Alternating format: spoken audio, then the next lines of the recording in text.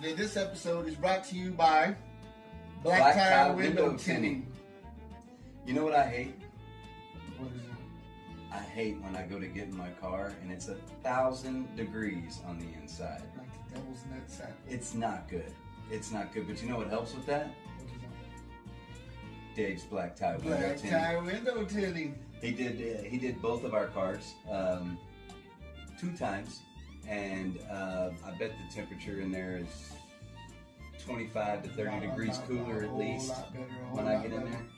Went from a 150 degree car to about 80 or so. That's great, 80, 90. Of course, in Texas, not much you can do about the heat, but window tint, definitely a must in this heat. If you got to have it done because of the evil Daystar burning everything up, he's very easy to get a hold of. It's 806-782-7024. Once again, that's 806-782-7024. Or d.reynolds@yahoo.com. Or you can just stop by your local pool hall and say hi to Dave. How you doing? He's there, and we love it.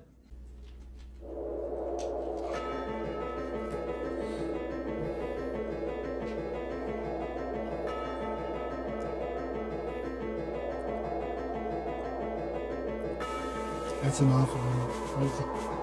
It's just awful.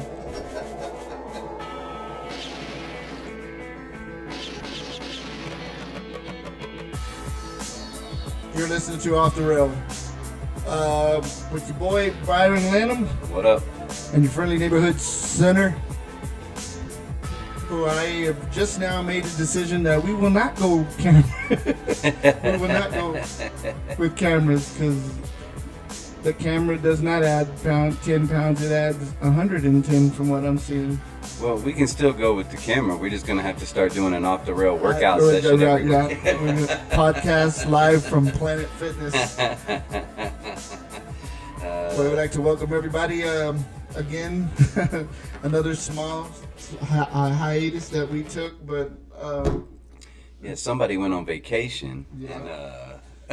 it wasn't me. It wasn't me, y'all. It was a 2-part trip, I guess, because on my mom's side we had a family reunion that we had to go get together in San Angelo, and then yours truly decided that we couldn't stop there. We had to go down to South Padre.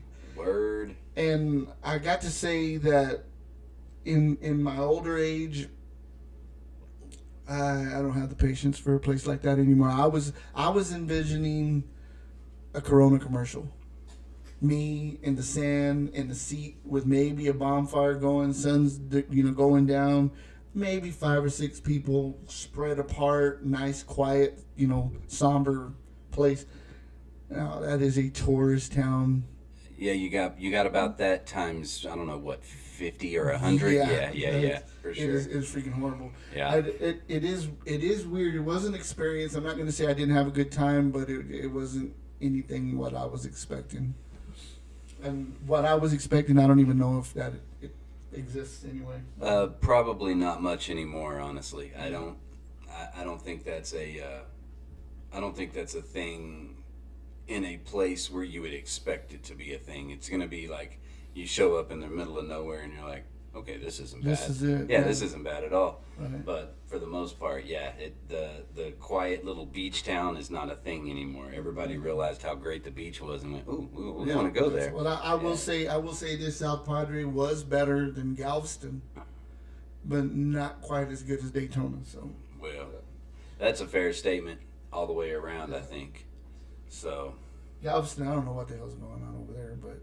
Well, the beach is not. It's definitely not the same. Yeah. As it was over there. Well, the water's a funny color. I know that. Oh yeah. Well, even the sand. Yeah, it's not as bad. It's still not as bad as Galveston's. Man, I don't know what's in that water, but it's the wrong color to be the ocean. I know that. Yeah, I agree completely. And like I said, doing my Baywatch imitation on the sands of Galveston, that sand was almost grayish. Yeah, like that's normal. not Yeah, it's not normal. That's not what it's supposed to be. Yeah. So, what's up to all the people watching the live? By the way, hello. We are going live. The reason why we're going live is because we do need to. I want to talk of the up and coming events that which will be tomorrow. So by the time this hits Spotify, it'll probably already be underway. But so I'm gonna let Byron give us the details on what's going down tomorrow out at Billiards. Well, tomorrow at doors open at noon, but at 10 o'clock, doors open at 10, but at noon we will start play. Yeah, that would have been weird if the doors opened at noon and we started play at 10. Everybody's sitting at the door yeah. like, right? Yeah, sometimes I get excited and I forget how to talk. Tomorrow is going to be the Chalk It Up for a Cause benefit tournament. The idea behind this was to help raise money for the people who were devastated by the floods at the beginning of this past month in July. The 4th. Yeah, it was over the July 4th time frame, and Sheridan, who is one of my good friends, but also a bartender at Bill's, she has some family that live out in that area, and she just felt compelled to help, and she asked if we could, help her with that, and it wasn't really a question for me. I got no problem with it. Mike Jones is helping out. Mike and Amanda are helping out. Holly, Tracy, and Sheridan, and I'm trying to think who else was there. Anyway, there's a group of us, and then we all just kind of got together and said, hey, let's see, I know it's kind of short notice, but let's see what we can do to at least help out. So the general gist is it is a 8-ball Scotch doubles tournament. It is $50 a team, and I know it's atypical, but because of the reason why we're doing the tournament, we will be doing a 25% payout to the players so that there's still some money involved for those of you who are entering. We will be paying, with a full bracket of 32, we'll be paying out 3 places, and the other 75% will go to the charity. To the cause. To the cause. There is an actual Centerpoint Alliance is where the donations will be going to, and they are it is a organization in Centerpoint, Texas, where they were particularly hard hit, and basically the money is mostly probably going to be used for bottled water and canned goods and stuff like that for people to be able to still survive until they get back on their feet and get whatever they're going to need, insurance checks or whatever it is, as close to normal as they can. Yeah, I don't think it'll ever be normal again, especially for the families of the people who had children at Camp Mystic. But I know it's not a huge thing probably in the overall grand scheme of things, but it's something that we felt compelled to do here.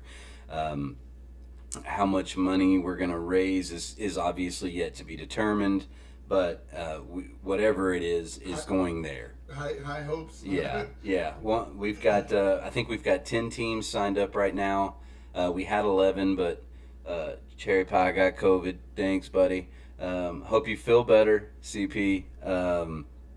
But I think their team is still going to donate their entry fee, even though they can't play. Right. So thank you for that as well.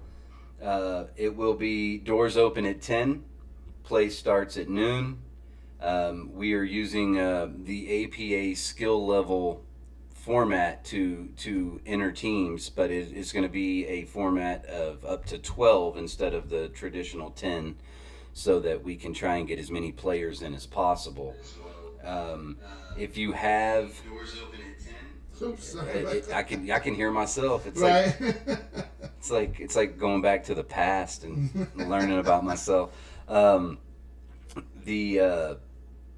If you are not a current APA player, but you would like to still play in the tournament, we can convert you to an APA version of the skill level to get teams entered and all that good stuff. It will be a full double elimination. We will be using APA rules, so it'll be APA races. based on the Scotch doubles format of the races. And obviously Mike will have way more insight about that than I do because he runs those tournaments for us every year. But you can register online still all the way up until tomorrow at billiardspluslubbock.com, and we will take day of signups if you just feel like grabbing somebody and showing up tomorrow at between 10 and noon and saying, hey, we want to play. We can sign you up there as well. All entry fees, obviously, because of what we're doing it for, will be non-refundable because that money is going to the Alliance. But, anybody who wants to come play, please come out and play. We've got a ton of raffle prizes that we're going to be raffling off.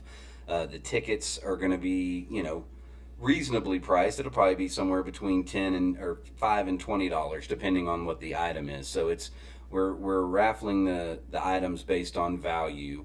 So the value of the item will determine the ticket price and how many we want to try and sell for each item. But you can if you have any additional questions after you see this or after you hear this, whichever it happens to be, you can contact me. If you have my number, text me, call me. If you don't, hit me on Facebook. Same goes for Mike Jones or Sheridan or Kevin Marsh or Holly or Tracy, whoever you need to get a hold of. We can get you more information if you need it. We are still taking sponsorships, business sponsorships as well, and we will have a completely separate flyer with all of the business logos for people who have donated from their business. I think we've already got several that have already sent us a donation for that. We have several teams that have already paid. We have, if you want to, just out of the kindness of your heart, bring up some items, a case of water or a case of canned goods or whatever.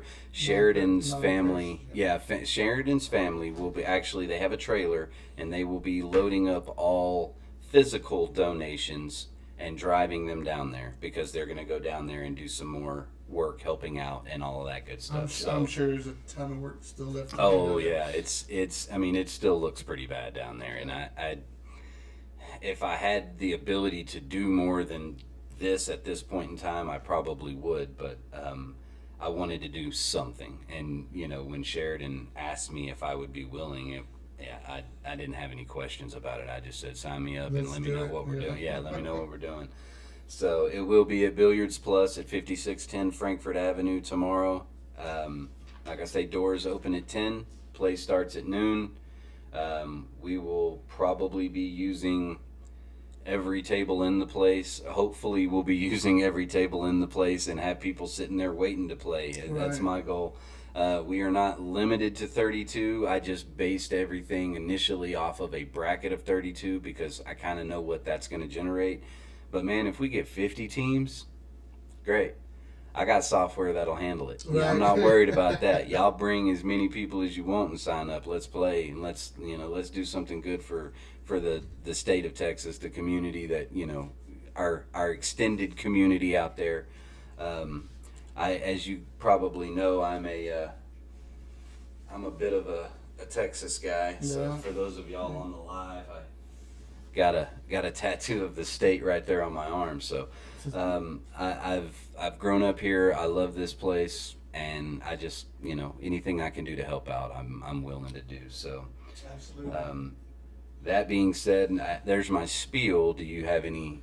Did I miss anything? Do you have any No, questions honestly, that you didn't? Honestly, you Okay. hit it right on point. I mean, I have the gruesome details, the tragic details of this stuff. Like, Still important. well, yeah, Yeah. Well, I mean, as far as like the death toll was definitely over 130. Yep. It was just horrible. It to was. think of it, and I have a lot of family down south, and it's a scary situation, especially when you know that your loved ones are down there, and my heart goes out to Sheridan and everybody that it affected immediately. I know it affected a lot of people. Yeah. But, Joshua Butcher says hello. What's up, Josh? How you doing? How you doing? Hey, if anybody needs a good 9-ball player, Josh has got it. Josh is it. Josh has got it. So yeah, I'm hoping to see a good outcome out there tomorrow. I don't think I'll be playing it, but I definitely will be hanging around, being out there. Close your eyes. I don't know what that is. I don't even know what that is. It says you won't see your full chat history on this device and new messages until. Okay, yeah, whatever. That's fine. All right. Well, we may have to use your. I won't be able to. Oh, see this is. I know why. This is. It's because it's your chat. There we go. There we go. Say he relaxing. Now I can see some stuff. So, yeah, like I say, if anybody has any questions about it, feel free to hit me up or even Sinner. I can give him whatever details you need. We just want to get as many people out there as we can and try to do something meaningful for those guys down there, because I know they're struggling at the moment. So our family down south, they need it. Yeah. Shit, I had something on my mind just right now about it, and I can't even remember. It's like Byron said earlier. I mean, even if you can't participate in the tournament, anything is better than nothing. I mean, just swing by, do it, your donation.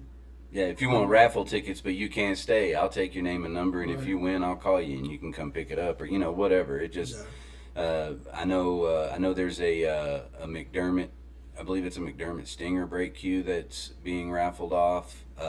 Several other items, and those obviously were all donated, so no cash going back to anybody on that deal. But I think the McDermott tickets are $20 a piece, which is it's a $450 cue. So if you win it for $20, it's a pretty good deal.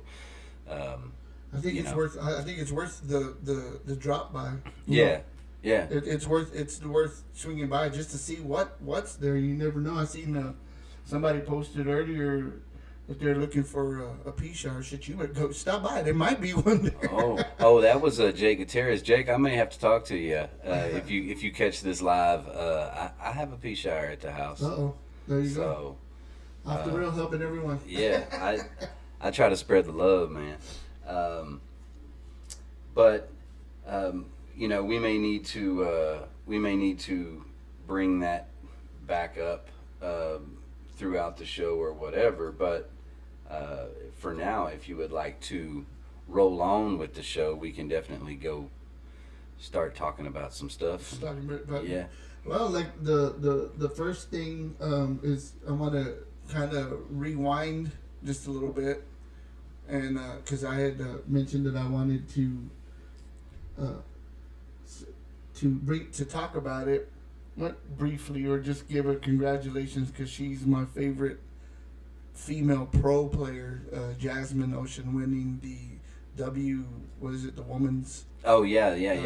I know it's a couple of weeks back. Yeah. Because we're not consistent with our show. I just feel like I need to go back. And then what was it last week? I don't want to butcher his last name. Beato. Carlo Beato. Yeah. He took down Gorst in the final. Yeah. And that's a hell of a win, right? Dude, and that was a match, bro. I don't know if you watched it, I didn't. So at one point, Beato was up 9-2, and then it was 9-9. Then he was up 13-9, then it was 13-13. And then the final 2 racks he took down. So the final was 15-13. But it was pure pool. These guys were just I mean, back and forth. One mistake led to 5 racks for the other guy. Just about every time. And I love watching pro matches that way. Dude, it was fantastic. And Beato played really, really well. But I noticed something watching that final match, and I probably had noticed it before, but it just really stuck out to me in that final, is on his bridge hand, before he shoots, he keeps his middle finger off the table. And right before he shoots, he'll go and like flick his finger, and then he shoots. And I've never seen anybody do that before. I've seen all kinds of weird bridge hand grips. Right. I've seen people hook their finger over it. I've seen one guy that used to play at billiards actually shot between these 2 knuckles. Yeah, I've seen that before. Yeah, but I had never seen anybody like keep their finger up and like wiggle it around, like as part of their concentration routine. It was very unique. So I wanted to say that because I mean, I've never seen that before. It was pretty wild. I've seen it with the pinky. With the pinky? Yeah, I've seen it where they're down like that, and this one's just doing its thing until he finally gets ready to shoot the shot, and then Now, it's down. I've seen snooker players tap their middle finger on the table, but it always lands on the table. But his was like completely off the table, and he would just do this. He would like bend this first knuckle and flick his finger back and forth. I've never seen that before. I feel like it'd be a distraction. Well, for whatever reason, that's part of his routine, man. But I mean, he was. Don't get me wrong. He's the world champion. He was drilling shots. If it ain't broke, don't fix it. Yeah, but I don't know that I could ever get comfortable holding my finger like that. Like it doesn't. I tried it after I saw him doing that. I got on the table and was trying to do it, and it just feels weird to me. I can't do it. Yeah. But he shoots with an open bridge too. I shoot with a closed bridge, so to try and pick that finger up is like it messes with your balance on that hand. But yeah, it was unique to say the least. But it works for him. So congratulations to him. I doubt he'll ever hear or see this, but congratulations to him. And maybe Skylar will show it to him. Maybe. Maybe. Here's hoping, boys. Here's hoping. Well, I've already had a couple of people like, "Hey, man, you say the word, man, and I'll get them on here." But I'm like, nah, like the technical difficulties that we're still ironing out. I still want to get it. I want to get it to where we're damn near perfect before we have him come in and sit on. Well, to be fair, he's still a regular dude too. I know he's a pro, but he's still a regular dude. And I hear that. You know? I hear that from everybody. I hear a lot of guys here that say that they're real close to him. Yeah. And but like I said, I mean, to me, I guess I don't know. It's because I've heard him do other podcasts. I've heard him on other shows, and the one that sticks out to me immediately, and it was more. It reminded me of one of those old Chris Farley skits on Saturday Night Live with Paul McCartney. You know, they're just there and they're. Yeah. Yeah, you remember when you were playing Jason Shaw on the Moscone? That was awesome. That was cool. That was really cool. It's just God, stupid. I don't know why I said that. No, you're doing fine. You're doing fine. Yeah, I just hey, what's up, Brittany? How you doing? That's my cousin. I think they San Antonio, I believe, is where they live. All the way from San Antonio. I like that. Yeah, I like that. Yeah, her and my cousin Michael. Yeah, she's a EMT out there. So doing good things. Yeah, awesome. Yeah, saving lives and whatnot. Yeah.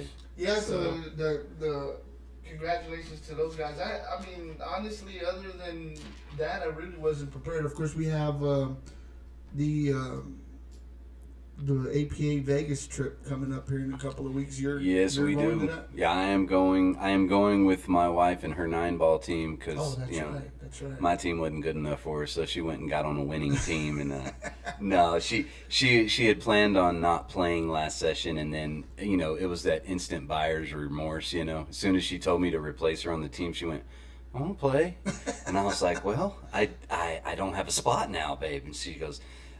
She went over and talked to Robert Crane and Loretta, and about 5 minutes later, she goes, "I'm going to be on Loretta's team." I was like, "Okay," and wouldn't you know it, they ran the table and won it all. So we're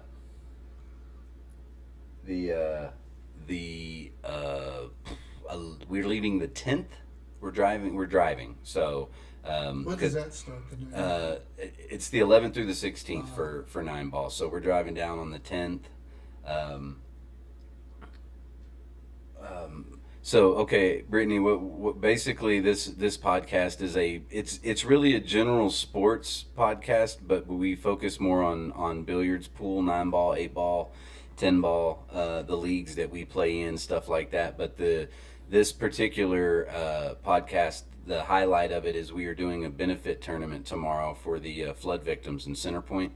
We have a bartender out of the bar I play out of that has family down there, And so they wanted to do something to help, and she wanted to do something to help. So I'm running a benefit pool tournament tomorrow for those people, and we're taking donations and bottled water and canned goods and all that good stuff, to just to try and help out a little bit. I don't know how much it's going to be, but it's better than nothing. Right. For us. It's better than nothing. So We got to make an effort. that's the specific subject of this one. But we do this podcast pretty regularly. Yeah, on occasion. It's supposed to be done every Friday, but Yeah, but we have life happening too at the same time. we're too busy adulting. Yeah. But that we mostly talk about pool, but we get into during football season, we get into football, and when one of the other guys that joins us fairly regularly, when he's on here, he talks about his stupid Yankees. No offense. He's the off the road rain man. Yeah. Definitely. Definitely 100 home runs for Aaron Judge this season. Definitely. We love you, Bird. 500 RBIs. But that's basically what we do. It hasn't gotten big yet, but we're trying. Yeah, we're working on trying. it. We're working on it. So- If you can follow on Spotify, Pandora, and audio.com. If Yeah. you look on Spotify, the description says we talk about anything, everything, and nothing at all. Yeah, it's the name of the podcast is Off the Rail, Kicking and Screaming, I believe, on Yes, on we had Spotify. We were kind of forced to throw in the K and S Yeah. for reasons, other reasons that we won't talk about. But Non-copyright, things. Yeah. We're not selling apparel, but we're selling our nonsense. Yeah. Oh, I'm full of nonsense. I can talk for hours about nothing. I could have been a great character on Seinfeld. But one thing I can mention before we get too deep into anything else is another thing that was posted recently was the 2025 Mid-South 8-Ball and 9-Ball Invitational. Oof. Taking place September 11th through the 14th of this year. That will be at the Grand Casino Hotel in Shawnee, Oklahoma this Yeah. year. Yeah, normally it's ran in South Texas. Yeah. When we participated in it, we did once in McAllen and then twice in Big Time. Big time billiards, yep. So this is shout out to those guys. I hell love that yeah. bar. I Yeah. love that bar. it's 8-person teams, like always, but you have to have 5 original members from your team, and then you can pick up basically 3 subs. And everybody has to have at least 10 matches within the last league year. I'm not sure how many. I think she said how many spots. Let me see what she said. Normally it's 2. That's why I'm kind of surprised that Mike did it the way he did it this time. That was on the APA, right? Yeah. It was on the APA page. It says we've gotten a slot for 8-ball and 9-ball, so one for each. So you got one for each. If your fall team is interested, reach out to Mike Jones. Who? Mike Jones. Mike Jones, Little Chuck, a.k.a. Little Chuck. Yeah. Teams will need to be entered and paid by 8/23. And the cost is $5.50 per team. 8-ball starts on Thursday at 10 a.m. 9-ball starts on Friday at 4 p.m. 23 skill level cap per team. APA rules. Sudden death applies. Single modified board. 96 8-ball team limit and 64 9-ball team limit. 8-ball payout is $38,400. And 9-ball payout is $25,600. $550 a team. How sweet it is to bring that money home. Yeah, it always feels good to bring money home. That money home. And our good buddy Renee will be out there. He already messaged me about it. He said, "Hey, are you coming?" It's like, God willing, man. I'm really hoping to be. Shit, I'm ready for you, Renee. God willing. Hopefully everything will be out there. But now everybody and their grandmother wants that spot, so I really don't think we're gonna get it. But going to the That's awesome, Brittany. Thank you. She said I don't know for the in case y'all can't see it. It says that she's proud of this because everything helps. They went out there afterwards and donated as much as they could from their area, and She said Lanhams are great at playing pool. I'm competitive, but only Facts. really get lucky. Facts. I do my best, Brittany. I don't know if I'm great, but I definitely enjoy it, and it is a lot of fun for me. And it's a good outlet where I can just hang and be with my friends, and mostly no pressure. There's some pressure. He's too modest. He's wanting no stop. I get lucky. Yeah, go into the Holly thing and I have to mention it because my cousin Jennifer's watching. Yep. She did the same thing. She was like, you know what, I'm gonna lone wolf this thing, go out here and come back with my own wolf pack and dominate, and she did. And she's going back twice. She certainly did. She's on the repeat offenders program. Yeah. So shout out to my cousin Jennifer. Hey, 3 strikes, you're out, Jen. Oh, so it would be nice to send the runner up from T. I agree completely. Yeah. I kind of feel like the times that I've went to big times, I was talking to a lot of teams out there in the San Antonio area, Houston area, and that's what they were saying is that instead of sending two teams to Vegas, that they would send the number 1 spot on the qualifiers would obviously go to Vegas. Right. And then the number 2 would go to the Invitational. To the Invitational. That would be cool, man. And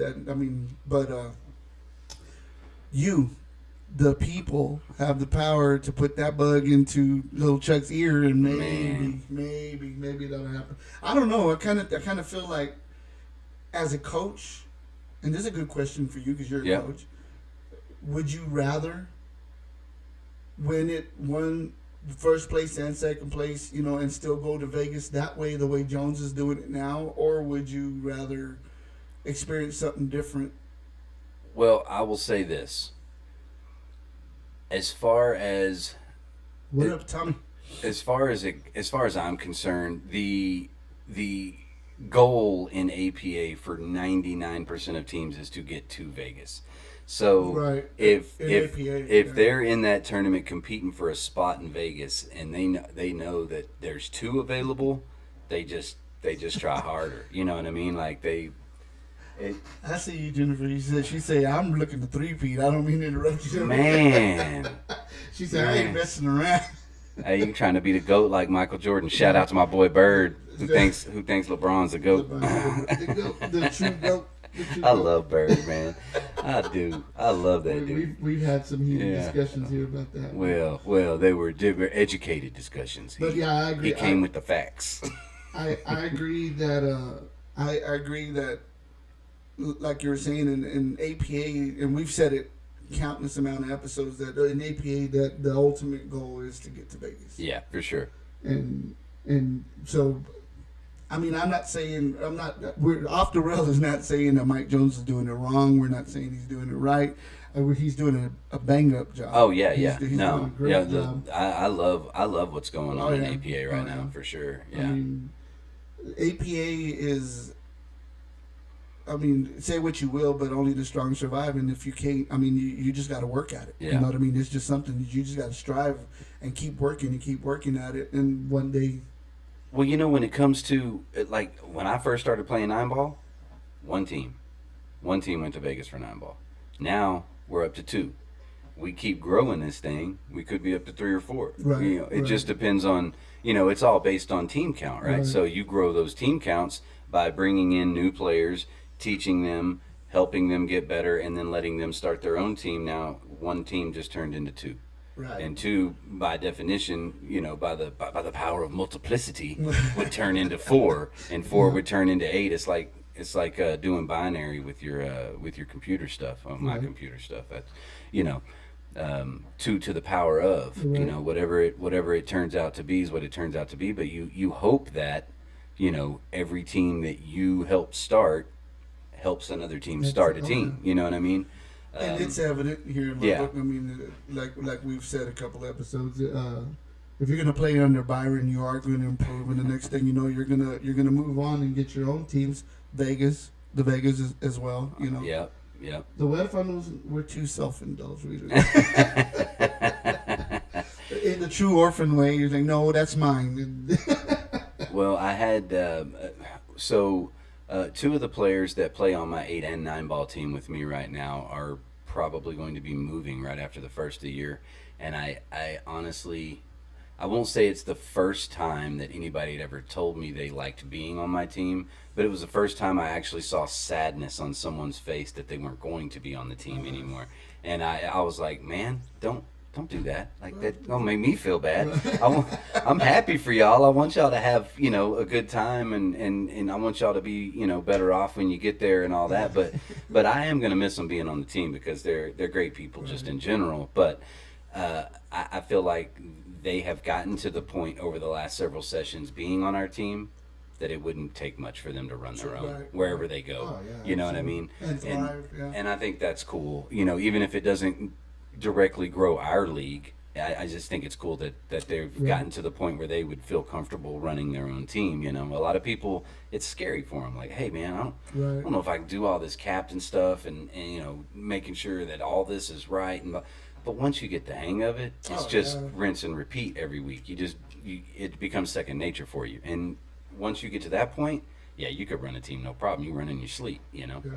And so that's what I hope for them whenever they get where they're going. I hope they find a league and build a team and meet some new friends that they can help do the same thing for. Well. Yeah, for sure. Absolutely. I use the term sister team to help them make that separation a little easier. Yeah, I think she said, "Is this attorney for fundraising?" It is. It's hard to describe. So there's not like a specific fundraiser organization that they can go to donate, but they can donate at billiardspluslubbock.com, or they can, I believe Holly has my wife has the Venmo and maybe Cash App items, the QR codes or whatever up there on that. If not, we can get those added. But yeah, if nothing else, you know, send me a message on Facebook or whatever, and I can get you something if you want, if people want to donate. We went nutso, I think, and got one of those big checks that you can write the thing on, so that we can post that. I was like, man, I'm gonna feel like Happy Gilmore holding this holding this check. But there's definitely ways that we can get the info out to whoever needs it if they would like to donate, even if they can't physically come show up and play. We will also have raffle tickets, so we can get a list of the items out to everybody, so that if they want to buy a raffle ticket, just send me your name and phone number, and if you win, we'll figure out a way to get it to you, or whatever. I'll pay the shipping on it. I don't care. Right, one way or another, it'll get where it needs to get. Yeah, I'm not worried about that part for sure. But Miss Holly's watching. Welcome, Miss Holly. Hey, babe. And Jennifer, love you. You say it's funny because JoJo and I have talked about moving, but the pool community is a lot of the reason why we don't move. Everyone really does become fluent, and that's true. That's true. So I don't know what you took from that, but I took that they can't get too far away from me. You can't quit us. You can't quit me. You can't quit us. Yeah, I believe the same thing though about the pool community, especially here in Lubbock. It seems like everybody. You just answered the question there. Oh yeah, we're in Lubbock, Brittany. We're in Lubbock, but it seems that everybody in this specific pool community is very supportive of each other, not just in league terms, but personally outside of the pool hall. Oh, yeah. If somebody's having a benefit or a barbecue or whatever, selling fruit baskets, everybody else that they know in that pool community is like, hey, I'll take two, whatever. Because it's not even, at some point, it's not even about the actual act of playing pool. It's about the friendships you forge in the act of playing pool. And that's what's cool for me. Hashtag hug a homie. Damn right. I'm still keeping that alive. Yep. You can ask anybody that plays with me at Bills. I'm giving out free hugs all day, y'all. All day. You need an ear to bend. There's got your plenty back. of us. We are here. You're not going through it alone. We don't need one specific month. We're always here. No, yeah, And of course we're not doing this for that particular rail so we can pop our collar and say, hey, but to receive feedback, it feels amazing. yeah, it does. It To does. say, hey, what y'all did is amazing, and what y'all, the episode with Ocho. Man, I mean, it shout out Stephen Ochoa too. for I our love that brother, dude Love you, brother. Hope you're Yeah. doing well. You need us at any time, give us a call. for sure. And everybody was like, "Holy shit, that episode blew me away." Yeah, man. It's People like people willing to share that kind of story. I think is just as impactful as anything you could do Yeah. for that particular situation. When somebody's having a hard time and another guy goes, "Hey, look, I've been through that. Let me tell you what I did. Let me tell you what not to do. Right. Here's what I can do to help you, whatever." That kind of stuff is very, very powerful for people. And I think it if nothing else, it gives them that sense of, oh, I'm not alone. It's Right. not just me. yet So- yet another example as to how this community is. We're gonna come up. We're gonna come Yeah. together because Jennifer, you're right. Indeed, you're right. This is not just a pole league. It's a big, huge, dysfunctional family. Yeah. But yet so loving. So loving, absolutely. And yeah, if there was gold jackets, I would be shooter. Trying to play golf here. Yeah. Bunch of hillbillies. Hey, babe, if you're still watching, can you call Austin? He tried to call me, but my phone's being used for the live, so I can't answer. Oops. Yeah. Using for the call. So Yeah. we got the Vegas coming up. I'm trying to think of what we got coming in after that. I mean, it seems like Lubbock's always banging. Shout out to Jake Mitchell. He's got a new group. It's a group page or something. I don't know. Yeah, exactly. 806 Lubbock pool tournaments and events. And then he's kind of keeping everybody's. Kind of like the ear to the wall for everything that's going on as far as local tournaments, local events, a lot of stuff. Good things going from Mr. Mitchell. It's like a living list of the current tournaments going on around here, and I think they even post some of the stuff about the closed tournaments in the eastern New Mexico area too. Oh, Sometimes they'll post those on there as well if there's a good one or a big one coming up, and Yeah. so I mean, there's a good a group of guys, Ocho included, that run to Clovis. that they'll Yeah. run out there, Yeah. either there or to the Fort Worth area or whatever. And I do want to go to one of those eventually at R&R in Clovis. I played with Josh before, the guy that runs that place out there. He's a good dude, and I wouldn't mind getting out there to a tournament one weekend. But man, my schedule's been so packed lately, Oh, bro. I'm telling you. I'm complaining like I got all these first world problems. But it just, when you're busy, you're busy, You're you know. busy, And absolutely. yeah, so sometimes there's nothing you can do about it. But I can also run down this list real quick, which will be interesting for some of you who are in the pool community with us. Maybe not so much for those of you who aren't. But I'm going to read them anyway because it's my live and I can do what I want. it's our podcast. So the qualifier dates for the additional tournaments have been announced for 25 or for 25-26, and it's. Oh, yes. 8-ball doubles is September 27th. 9-ball doubles is October 18th. The ladies tournament is on November 11th, or November 22nd, not 11th. I saw the 11 and got excited and quit reading. Masters tournament will be at 1/24 of 26, so January 24th, and your boy will be there. Yes, I will. Yes, he will. So come hang out with me. Jack and Jill will be February 21st, and the team captains tournament will be on April 18th of next year. So all of those qualifiers will be going to Vegas in 26. So I know they changed up the dates of what tournaments are during the Pool Players Championship and what tournaments are during the World Championships. So for those of you who don't know, the Pool Players Championships is the singles stuff, and the World Championships is the 8-ball, 9-ball. But it used to be that several of those were at the same time as the 8-ball, 9-ball, and I think now they've kind of shifted some of those dates around to spread those tournaments out. So if you qualify for multiple things, you don't have to try and cram it all into one week. Right. But I don't have that specific new schedule at the top of my brain, so apologies to those of you who are going, well, what is it? What is it? I don't remember. I'm sorry. But we will definitely do our research and hopefully have something for you by next Friday. Yeah.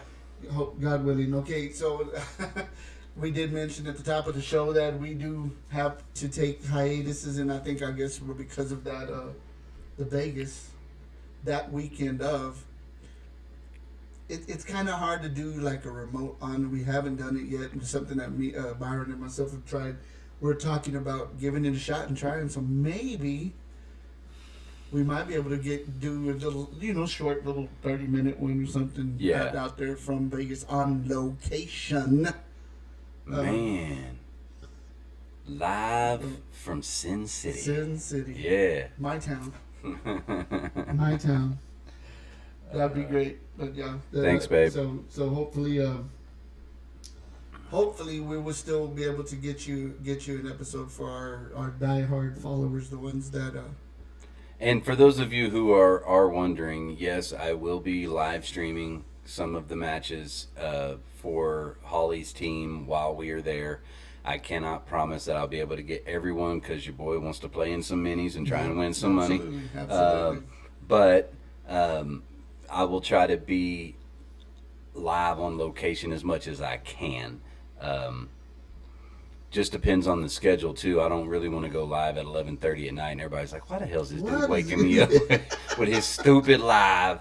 But I will keep the hours reasonable, okay? And when it comes to that stuff, I will try to get as much videoed as I can.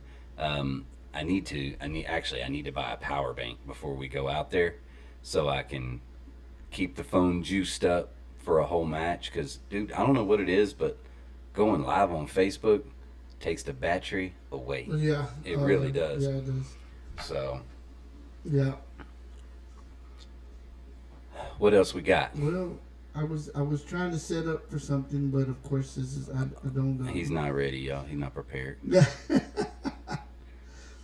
Well, that's why we have two hosts, so I can just ramble while he tries I'm to trying to get it going, and for me, it's kind of hard to chew gum and walk at the same time. I'm real good at talking, and I'm sitting down, so I don't have to think about anything else. I can just go. I wanted to try to find a theme song for you, but we're gonna do a test run on this one, if you will.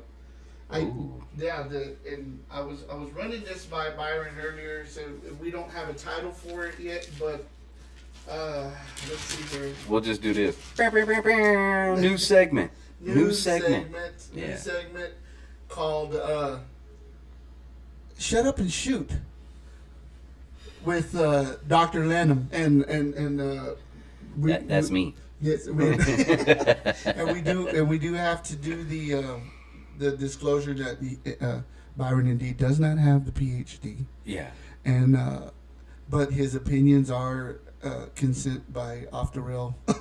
off the rail approved comments. And approved. Mostly because my face is on the back of the shirt, but so I got to vote. What we're gonna do is I found this thing online where it talks about different aspects of the game, and the game being billiards, in case you've been living under a rock for the last year or so. Yeah. And what I want to do is go ahead and read a couple of them off, and then get our educated opinion from our own doctor in the arts, as you will. First one, I will not give any names, but at the first one it says, people argue over what is more important when it comes to billiards. Have say it's mental, the others say it's mechanics. I say they're equal. You can't Jedi mind power your way out of having a bad stroke or fundamentals. At the same time, you can implement your physical ability if you can't maintain the correct focused mindset. I have learned this is the hard way. To win, you must have mind and body working in unison. I want to get our doctors, our PhDs take on this. So, and I do have thoughts on that. I can't argue the theory that it is 50-50, but I will say this.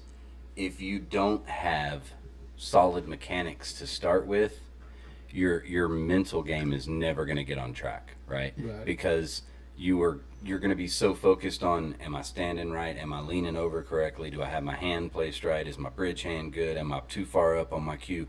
And once all that becomes muscle memory, then your brain starts going, oh, okay, if I can hit the 2 and make it in that corner pocket, I should be able to come off this rail, back out for the 3. So then the mental game isn't, to me, it's not just staying focused on each individual shot. It's being able to kind of on the fly formulate a plan for how you plan on finishing out this particular rack, right? I'll give you an example. Last night in my match, I finally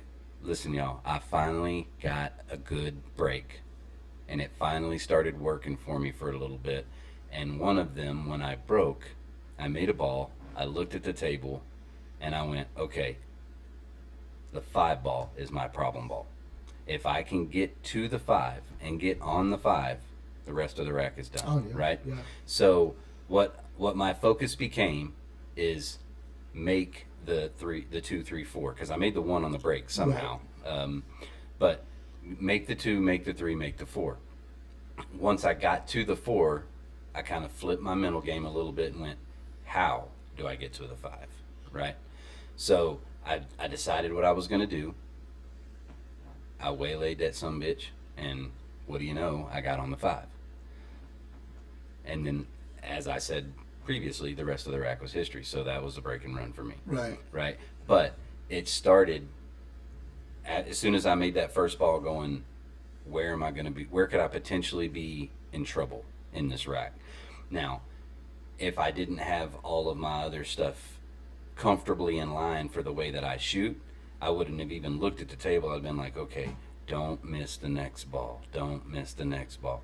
Which obviously is going to be the goal. You don't want to miss. Right. But I didn't concern myself with my stroke or my hand placement or anything like that, because I have made that muscle memory for me. So I think in order for the game to be 50 mental and 50 physical, your fundamentals have to be good.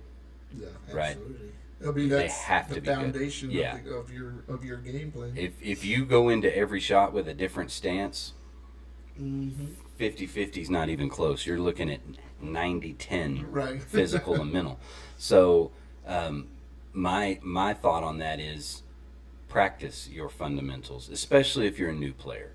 Don't walk to the table as a new player just expecting to run out or expecting that you're going to make every ball. You have to focus on your fundamentals. You have to get the same stroke every time, the same hand placement every time, to the extent that it's possible. Obviously, if you're shooting off the rail, you can't hold the cue the same way as if you were on the table. Your bridge is affected that way. Right. But one of the things that I teach all of my new players, and you would be surprised how well this works, is to make sure your stroke is straight and you're in your back arm. All you have to do is line your cue up right there where the rail cloth meets the rail. That's perfectly straight line, straight down the rail, and do a couple practice strokes, do a full mock stroke, and stop. If your cue tip is not on that line, then your stroke's not straight. Right. If you're on the rail side, you're tucking in. If you're on the, you know what I mean? If you're on the felt side, you're chicken winging. Right. Once you square that up, and you know that your back arm is doing the same thing every time, then you do your little tweaks that you need to do on your bridge hand to get comfortable on the table and comfortable in your stance. But you don't want to shoot with your feet together one time and then shoot with a like a spread eagle stance the next Right. time. To the extent that it's possible, you want your foot placement, your hand placement to be the same, and your stroke smoothness to be the same. Right. It doesn't matter if you're hitting hard or soft or whatever, it's got to be smooth. If everything's jerky, it's not going to work. You know what I mean? Right. So fundamentals by far is, to me, at the top of the list for anybody who is wanting to learn how to play pool, or anybody who's struggling with their current game after being a pool player for a while. Yeah. Chances are the reason you're struggling is because you've gotten away from those fundamentals. So it goes back to the the back to the lab again, so to speak, type thing. To go Yeah, back little Dr. and- Dre and right. Eminem. Yeah, back to the lab again, yo. Get back to what you need to do. One more. Uno más. Uno más. Uno más. This one says, is it a help or a hindrance to be a realist about your skill on the pool table? We all know people who talk and act like they can beat anyone, anywhere, anytime, and I always wondered if this kind of self-delusion is actually helpful or really means nothing when it comes down to the actual match. I'm looking for thoughts more meaningful than any positive self-talk is good. Thank you in advance. Yeah, so, man, that one's a little tricky just because I don't want to tell anybody you shouldn't be confident at the pool table. Right.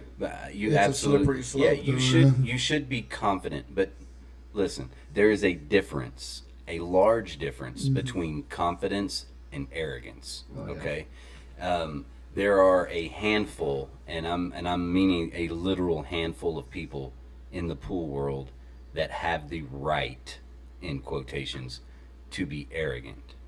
All of those people are over 800 Fargo. If you are not over 800 Fargo, you I'm not saying you don't have the right. Obviously, you do whatever you want to do, but you should be somewhat realistic about where you actually fall. I watched a match not too long ago between Shane and another guy at a recent tournament at the beginning of this season of tournaments, and Shane was an 842 at the time. I believe he's like an 844 or 45 now. But he was an 842 at the time. This guy was like a 719 Fargo, and he had a 17% chance of winning. Now, to put that in perspective, me against that same guy, he has about a 95% chance of winning against me. Huge, right. So there is some realism that is going to come in, whether you want it to or not. You can be delusional about your skill level, Right. but reality will find you. Okay? Oh, yeah. So I personally know I'm a 524, okay? I'm not crazy good. I'm not. I'm a 524 Fargo. I am a 7.7 in APA. I know my limitations. I know if I get on Oh, the yeah, table absolutely. with Tommy Vega or somebody like that, my chances go way down, right? Yeah, granted, in 8-ball, me and Tommy are both 7s. But are we, though? You know what I'm saying? Right. Like, I'm a 7. Tommy's like a 7 plus. Right. Like, like when the teacher would give you the extra credit pluses on your Right, your right. paper back in the day. Yeah. So Tommy is what I would call a super 7, right? Right. Somebody who will never, ever even sniff going back down to a 6. It's just not going to happen. I don't think there's a whole lot of people here in Lubbock that would disagree with you. Yeah. And so to put that into perspective, I walk up to that table not necessarily not confident because I still know what I can do, but also a little bit cautious because I know what he can do. Right. Exactly. Yeah. So to me, your skill level, you should be mixing confidence with cautiousness. Okay? Yeah. You be confident in what you know you can do, but also be cautious about trying to do some stuff that you don't know you can do. Right. Just to try and prove a point that you're as good as them or whatever. Stay within your game. There's no reason for you to go nutso just because you know you're playing a good player. And it's like, I've seen people get up to the table and go, he's better than me anyway. If I win, I win, whatever. Right. Okay, that may work for you, but that don't work for me. Right. I'm gonna put that cautiousness on, and I'm gonna start playing defensively if I need to. Right. There's some players out there who defense is a dirty word. Well, Oh yeah. yeah, you can cuss me all you want, but I will defense you if I don't think I can run out on you, Yeah. and that's just the way it's going to be. And as long as it's a legal part of Out here that may disagree with me, but to me, when somebody's playing defense on me, or even when I'm playing on them, I take that as a sign of respect. I do too. Like, why'd you play defense? Because I don't want you running out, bro. That's why. Exactly. Yeah. You know.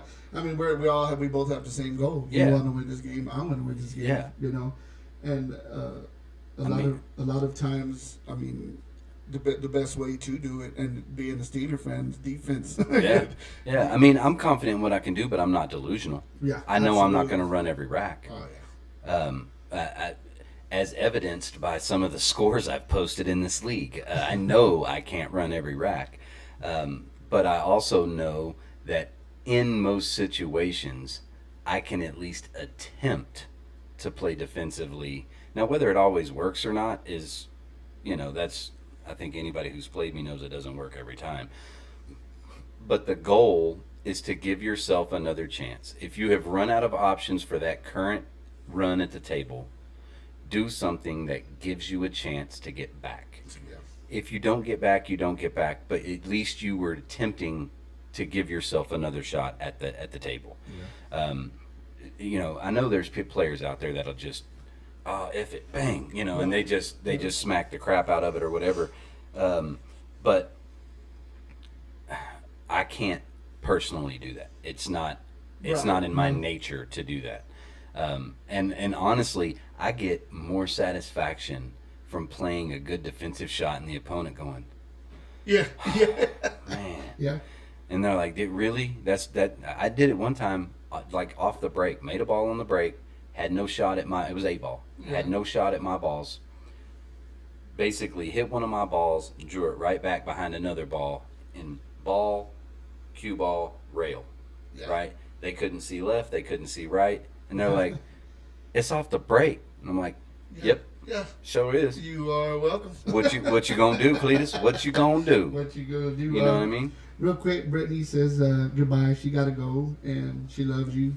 All right, love you too, Brittany. Thanks for stopping by. She's gonna talk to Mike about trying to get out here to get with you. Thank you, Brittany, for watching, listening in. Welcome, Amanda Ritter. Welcome, David Van Zant. What up? What up? Appreciate y'all tuning in. Yeah. Amanda, you missed the whole segment, but we were talking about the events for tomorrow and how everyone here can help, whether they're playing in there or whether they just want to stop by and give a shout out. Yeah, we also ran down the list of the upcoming qualifier tournaments for 8-ball doubles, 9-ball doubles, ladies masters, all that good stuff. Yep. And we also mentioned the flyer for the Mid-South Invitational, kind of ran through that as well. Yep. But so we paid our due diligence for the APA. That's a big word for him, y'all. Y'all give him a hand clap. Hey, give him a hand clap. Friendship education at its best. This is Lubbock's finest, baby. And then, of course, the trip on APA, and I can't stress it enough. Everyone be on your best behavior. Pretty please. See, I'm already on mine. Super nice. I need you guys to be on your best behavior down there. You should probably do that off camera if you're going to be saying that. Well, Man. you notice the label is the way It is turned backwards. Yeah. We ain't sponsored. No, we ain't sponsoring nobody. So, well, we're not sponsored by nobody. So. Yeah. But yeah, absolutely. I mean, Mike and Amanda, we said it before, Amanda. I'm not saying it again just because you're watching, but we said it. Y'all doing a bang up job. I appreciate everything that y'all doing for the Lubbock community here, APA wise.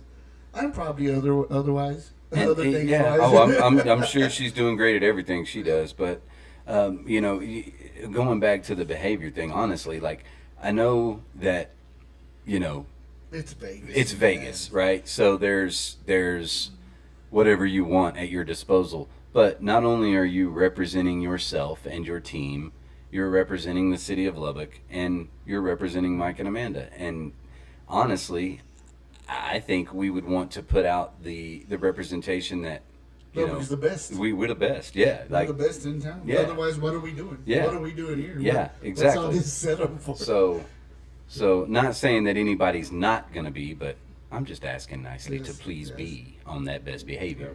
Yeah. Yep. Our due diligence done one more again. One more again. But yeah, I'm looking forward to we get me, Mr. Jaws, Mondo, and myself, Massandra and myself. We'll be out there.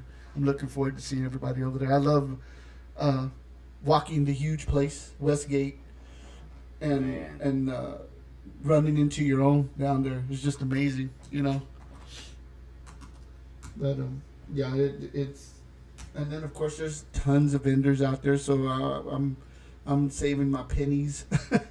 I've got my coin jars, and I'm saving my pennies and my nickels and dimes, so I can go over there and just come back with whatever I got a coin jar too. It's a giant Dallas Cowboys bottle. Don't hate. Don't hate. Don't hate, Bird. Don't hate. I heard him. I can hear him going, stupid Cowboys. He didn't say nothing but barking. Yeah. Barking. Saquon. Saquon.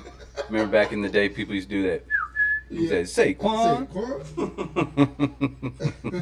Message is like, Hey, message the live, Mondo down. give a call. We'll put you. That's another thing here for holla. everybody who's watching live. If you have the numbers, give us a call. We'll put you online. Yeah. We will not put you through the ringer. I might. I'm not gonna make any promise like that. On our best behavior. Yeah. Well, that was the new segment. Like I said, we'll have all the bells and whistles ironed out on the next one. But I like that. I like that segment. Yeah. It was good. Yeah, we'll pick a theme song for it. You know, all that good stuff. Yeah, maybe if you're a musician, maybe you can create something for us, and we'll. Hey, I might talk to Trey because he is pretty solid on the guitar. There you So go. he may be able to pick out a little. We need a house band for the podcast. We're gonna take auditions. Yeah. Send us your audition tapes, and we'll go from there. Of course, right now it's not paying anything, but I've got plenty of D's. Hey, if you but can guess what's on the don't other side. don't feel bad that you're not getting paid because we ain't either. So it's fine. You know. Yeah, it's not about that. If it happens, Hey, great, but I'll take it. You know. I mean, I'll take it. we crazy. We ain't stupid. See if we can get somebody to syndicate this joint. You know what I'm saying? Weekly, baby. Again, another thing that I wanted to put out there as well that we've put out in the last couple of episodes is that ads. Yep. Ad spots. If your local business, we do have a small but growing following. So it's very inexpensive, but it's a great way to go ahead and get your business out there. Shout out to David Reynolds. Yeah, Dave Reynolds, man. And, That dude can. Hey, he tinted both of our vehicles. Yeah, black. Both black of tie. them. Black tie. Yeah. So if you want to be like Sinner and be behind that tent. It's the shades. If you want to be behind that tent because that evil day star's out there just burning everything away, give a shout out to David Reynolds. I have his info, and it will be edited at the start of this show that we're gonna put his commercial out there for his ad on there. Yeah, he does a great job, man. Yeah, whenever we got our new vehicles, they were obviously both factory, no tint, all that crap. Yeah. So I've got the darker stuff on the back windows. I've got the slightly less dark stuff on the front windows. But yeah, he did a great job, and it took him like a couple hours to do both cars. Like we dropped some stuff off of what I'm shy. Okay. Yeah. Hey, liar. Why you lying? Why are you lying? Shy my ass. But no, yeah. So shout out to David Reynolds. He's actually the very first advertisement. Yeah, ad very spot first for ad us, spot. and I would like to extend the invitation to everyone and anyone who has a local business. Yep. I think I will be making one for myself, Buffalo Painting. So Hey. Hey. if you need some painting done, you need our motto is making the world beautiful one wall at a time. I love that. So you get a hold of me or Sandra. It's a lot easier. Sandra's more approachable. You were not scary, bro. I don't know. I get it. They tell me all the time. They're like, I think it's once you get to know me, you know. But a lot of people, I find our clients, of course, and there are a lot of elderly ladies, and I can see that, you know. Do they want to talk to me, or do they want to talk to Sandra? Well, no, don't get me wrong. I mean, they would definitely have no issue talking with Sandra, but I think maybe it's just sometimes, you know, you have male RBF or something. I don't know.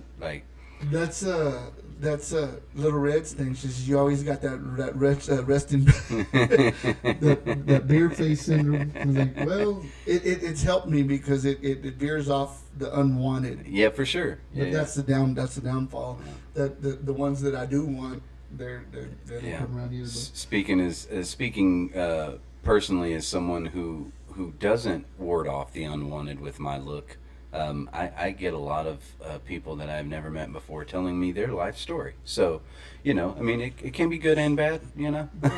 Being approachable doesn't always work out to your favor. I feel like you were put on this earth for that reason. I feel that way too sometimes, honestly. Like, That's you know, this guy needed to vent, and he chose me. So it's easy. It's easy to talk. That's why we call him Dr. Lennon. yeah, it'd be $250 an hour, y'all. $250. Oh man. What else we got? Oh, hey, we had the first football game yesterday. Oh yes. Yeah, it was the Hall of Fame game, so it was, you know. Hey, it was football. It was the practice squad players, but dude, it was football. it's back, man. I like it. Our Was that the first of the preseason? That was the Hall of Fame game is always like the first game before the next week. I think starts the preseason, I believe, where they're going to have multiple games. But they always do the Hall of Fame game when they do the enshrinement ceremony and announce the winners and all that stuff. Right. So, but I was at the table shooting pool like I do 90% of my life, and I looked up and the bartender was changing the TVs, and I was like, "What are you putting it on?" She's like, "The Hall of Fame game's on." I'm like, "Oh, football's back, baby! Football's back." I think that changed my mood instantly. Like I loved it. I saw a deal the other day that it was a picture of the Longhorns logo, and it said, "Shout out to the college football team that's going to dictate my mood for the next 4 months." Yeah, I seen that. So, and you know, I used to be that way real bad. I'm not so much that way anymore. But yeah, a bad game from the Cowboys used to ruin my damn day, and not so much anymore. Now I'm just like typical. Yeah, that's what I'm used to. But I am very sad that Micah Parsons requested a trade. That is so crazy. And you know what's fucked up about it is he's probably going to wind up somewhere like in Chicago or Minnesota or... Yeah, well, yeah. The point is, Jerry Jones, you're an idiot, sir. Idiot. You heard it. You paid $60 million to Dak, and you can't give Micah money. Have you seen what this man does on a football field? He's so disruptive. He's so disruptive on the other side of that line. I don't know. I can't say much because there was some releases out in the Berg that I wasn't behind, and in addition, that I absolutely cannot get behind. But which one was that? Well, they brought in Father Time himself to take the snaps. Oh, A-Rod? You don't like A-Rod? No, shoot, no. The football version of A-Rod, y'all, not the good version of A-Rod. No. I like Aaron Rodgers. Okay, I've seen him on McAfee's podcast. I've listened to some of the stuff he has to say. He's very well spoken. He's a very intelligent man, but he no longer belongs on a football field. I've said it before. I think here on one of the shows in the past, he's got that Brett Favre syndrome. Well, hell, he started out following the same path. If he'd gone to Minnesota this year, he would be Brett Favre. Right. No, but he went gold, but the yellow, but he went black and yellow. And, well, I had a long talk with Mike Tomlin. And it was grueling, but ultimately... It is what it is. He felt bad, but he ain't changed his mind. He didn't change. He's like, he ultimately, it's just part of the big plan. It's unfortunate. Yeah. It's unfortunate, but I mean, I've got the same feelings. Like, don't get me wrong, I'm super happy we got Pickens. I'm not happy about the off-field drama that comes with it. Oh, But man. on the football field, the man can produce. Oh, yeah. So I do appreciate that. But to bring in more offensive weapons and pretend like our defense is already top-notch and we don't need Micah Parsons is insane Right. talk, Yeah, bro. Yeah, that's It's the worst. It's the worst philosophy I've ever seen. And I saw a deal earlier that said, from Jerry Jones, that said he thought about stepping down as a general manager for a second, and then he wiped that thought away. Well, bring it back, Jerry. Bring that shit back, please. Think about it again. Hire a GM and keep your ass in your office, bro. Write checks, smile to the cameras, and make your endorsement deals with everybody under the sun. Miller Lite's the official beer of the Cowboys. Why do we need an official beer? Athletes shouldn't be drinking. They should be playing football, man. What's wrong with these dudes? I don't know, man. I don't know. I'm not mad. You're mad. I'm not. God. That just. I think if everyone in Dallas Nation could have heard you just say that right now, there would have been a whole lot of agreement. It just all you hear is clapping. Like, yeah, you're right. You're sure right. Jerry Jones, yeah. So, releasing releasing Parsons should have released Jones. Yeah. Did you ever? You watch wrestling at all? I'm Like not as WWE. not as I was in the Attitude Era, but I am familiar with a lot of the players. The wrestlers. Did you ever see the pipe bomb promo from CM Punk? Oh yeah. Okay, that's how I felt about Jerry Jones for about the last 5 years. If anybody would listen to me, I would drop a pipe bomb promo on Jerry Jones. But well, you have a soapbox. I mean, yeah, that's true. It's a small one, but you have like a soapbox when now. he said, maybe this company will be better after Vince McMahon's dead, but the truth is it's going to get taken over by his doofus son-in-law and all. And I was like, you know what? At this particular point, I think the hands of the team would be better in Steven's hands than Jerry's. Yeah. Now, people are like, well, Steven's just like Jerry. Well, is he? Because Jerry wanted to draft Johnny Manziel, and we got Zach Martin instead. Is he? Yeah. Is he the same? Yeah. I don't think he is. So, as long as Jerry has his finger in the sugar bowl, it's not going to be good, bro. It's just not going to be good. Well, I mean, the proof's in the pudding. 96. Yeah. Last Super Bowl I was a teenager, y'all. A teenager. I'm 44 years old. And I watch the Cowboys lose every year. And I still love them. But I don't love Jerry. Right. Well, as a Steeler fan, that was better for me because it was against us. Yeah. But the bittersweet part of it is that Yeah, y'all been back since then. We have not. Matter of fact, y'all have won one since then with Ben. And we have not. What up, Mr. Cardenas? What up, Christian? Both of y'all. Oh, Eric's on here too. Yeah, Eric and Hello, gentlemen. I play with them on another team. No, I'm sorry. Go I ahead. play with them on Mondays at Bill's, and I play with Christian on some APA formats as well. But yeah, that's a good shot right there. Christian and Eric, those are some good shots right there. I mentioned I don't know exactly which episode it was. I have to go back and check. But I was mentioning.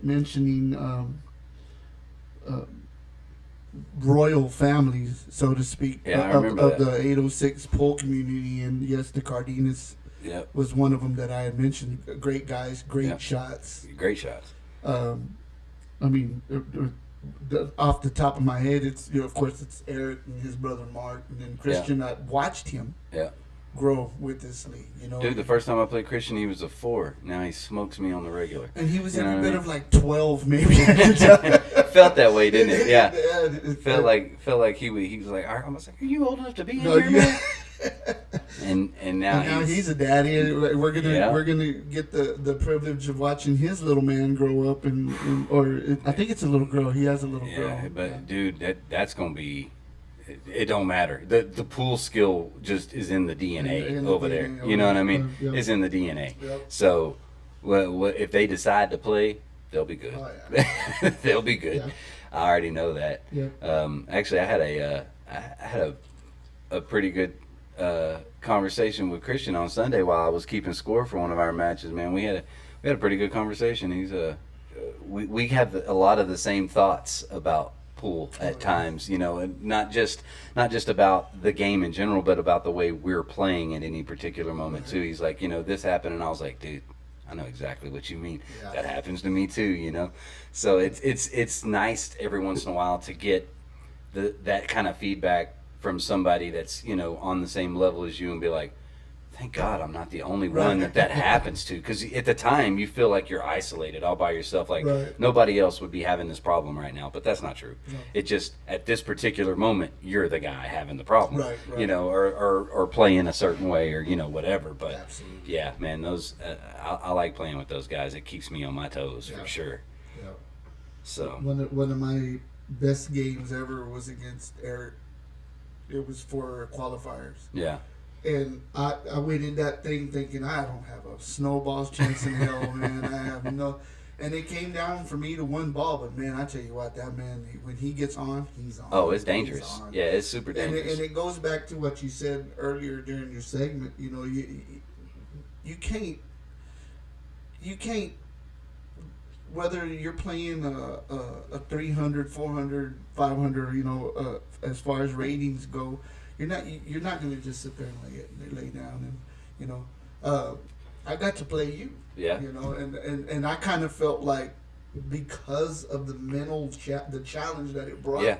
It brought the absolute best out of me. Oh, well, you played phenomenal. And I find myself that way. I need to get that way when I play a 2, because I played a 2 a couple of weeks back, and this dude, holy shit! I think it was a lot of it, and it's not think, I know a lot of it was the mental aspect of it all, and it wasn't that. I mean, don't get me wrong. A lot of people are like, the nerve of them putting this 2 on me. You know what I mean? It had nothing to do with that. It was, holy shit, he only needs to accidentally smack in, or I only have to, you know, accidentally make the 8-ball in at the wrong time, and he's already got a point. You know what I mean? And or let me pocket rattle the 8-ball while they have like maybe a 1-2 ball run out. I've lost this match. You know what I mean? Yeah. And that kind of sits in the back of your head and like a roach, and plants an egg in there for you, and it just grows and it continuously gets worse. Like, it's kind of like Keanu Reeves's analogy that he gave in The Replacement. He says, like that quicksand. He said, because then one thing goes wrong, and then another thing goes wrong, and the next thing you know, he's got his 2 matches, and you look like an idiot. Yeah. Well, that's how I feel about it. You know what I mean? So I would much rather play you or Eric Cardenas than play a 2. I will say this. I had to change my mentality toward, man, I swear there is no arrogance in this statement at all, but when I got better, I had to change my mentality toward lower ranked players if I had to play them, because if I didn't, I would walk in overconfident, and I would leave a loser. And I didn't, you know, that, not that it feels worse to lose to a lower number. It feels bad to lose in general for me. Yeah. But when somebody goes, you let a 2 beat you? No. Like, you lost, man. Like, you know what I mean? Like, you don't know how to respond to that, because they're like, you should beat them every time. Oh, yeah, well, you know what? Sometimes people play well, you know what I mean, regardless of their skill level. And you have to account for that. And if you don't, you will lose. Yeah. You know what I mean? I mean, if you're a numbers person, absolutely. Yeah. But, I mean, it's like your segment that we did. That, I mean, there's just so much that plays in on it. Yeah. And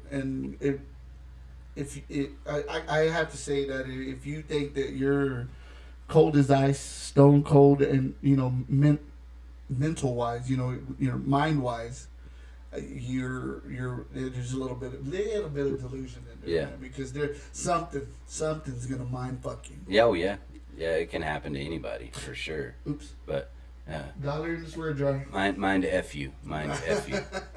I forget we're live and we have. I get to see who's actually listening. Christian said, "What are you pros doing?" So I replied and told him, "Talking about the real pros, you and your family." Yep. And I meant every word of it, but because them boys are good over there. Giving credit where credit is due. Even Paul, man, Paul plays very, very well. I was actually surprised whenever we started playing BCA and I saw his Fargo rating. I was like, "Come on, man, for real? Like, there's no way that I just expected it to be higher." And Mark actually played against us last Thursday. I think it was his first match since his back surgery. Yeah. And I mean, he played well, but you could tell he was still in a little bit of pain whenever he had to get up and down too much. And so shout out to him. I hope his recovery's going well. The big Kahuna. Yeah. I know he's been doing rehab and stuff like that, so I hope that continues to help him because, man, he was dangerous too before that back surgery. Yeah. So I'm sure if he gets back to it, he'll be right back on track. So we had a good run with those guys just to prove the point. And then again, it's gonna make it sound arrogant as hell, but to prove a point, me and Mark got together and said, "I'm gonna get 4 of my guys, you get 4 of your guys, and let's go over here and let's run this division." And we wound up winning points champs because of it. And I mean, we had a blast. Those guys, I mean, Mark, but even then, Mark, you could tell that he was having, it was like the start of all his problems that he was having with his back. And I hate that he's going through because he's a true dear friend of mine. Yeah. But oh man, we had a blast. It was one point in time where I was actually happy to say, "Oh, I get to go and shoot pool today," because those guys, they were amazing.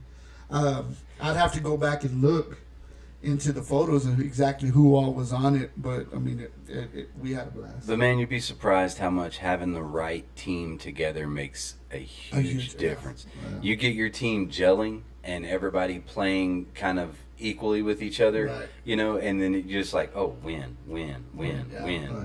And then you're like, man, I knew we could, but I didn't know when we would. You know what I mean? I didn't know when it would happen. I didn't think it was going to go exactly like it did. Yeah, and when it all happens in one session for everybody together, you're just like, man, we got a shot. You know what I mean? Like not just at playoffs or points champs or whatever. We got a shot at that Vegas tournament if we keep playing like this. And that feeling is what keeps you coming back. You know what I mean? Yeah. So, but I love it, dude. I really do. I don't know that. It would have to be something very, very drastic for me to be like, I'm not playing pool anymore. Yeah. I mean, it would have to be serious for me because I love it that much, and I love the people that I've met from doing it, and I've turned acquaintances into family playing pool. Right. So for me, it's a lifelong thing. I hope to be like Raymond one day, pushing my ass around in a walker till I get to the table, and then still running racks. Raymond, still running racks, bro. That dude had surgery for a blood clot in his leg on a Saturday. Got released from the hospital on Sunday. Showed up to pool talking about, "Are we gonna play tonight?"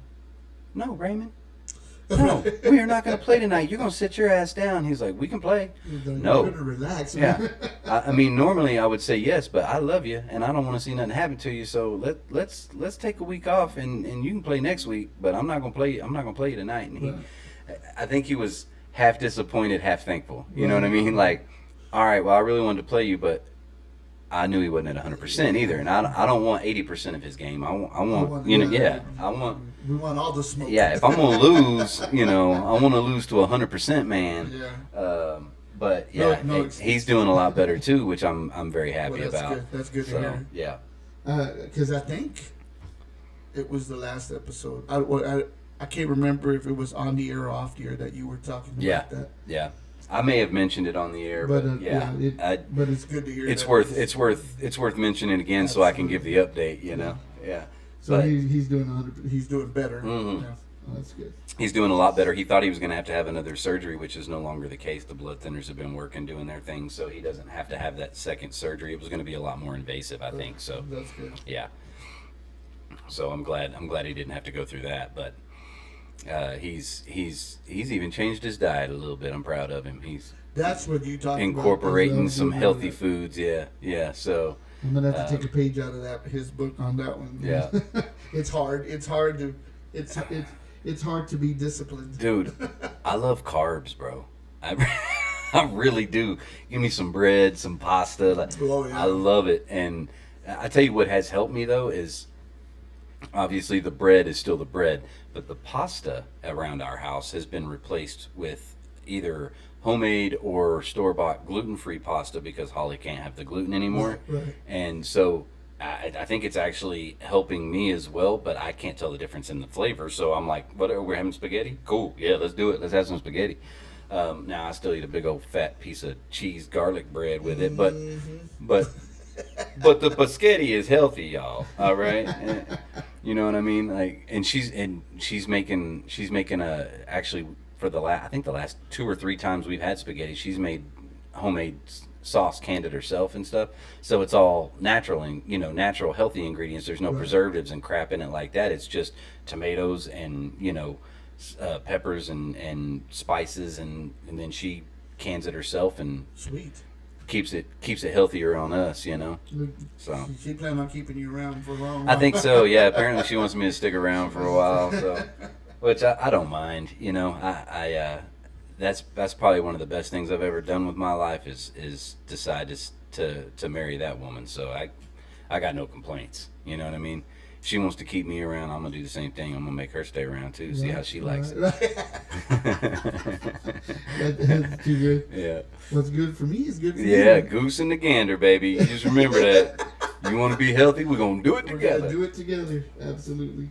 So That's too good. Well, Ed, do you have any final thoughts? Any final agendas you wanna? I have a final recap for everyone that tomorrow, Saturday, August 2nd of 2025, we will be having the Chalk It Up for a Cause benefit tournament to benefit the victims of the flooding over the 4th of July in Texas here. All of our proceeds are going to the Centerpoint Alliance for programs that will support the flood victims.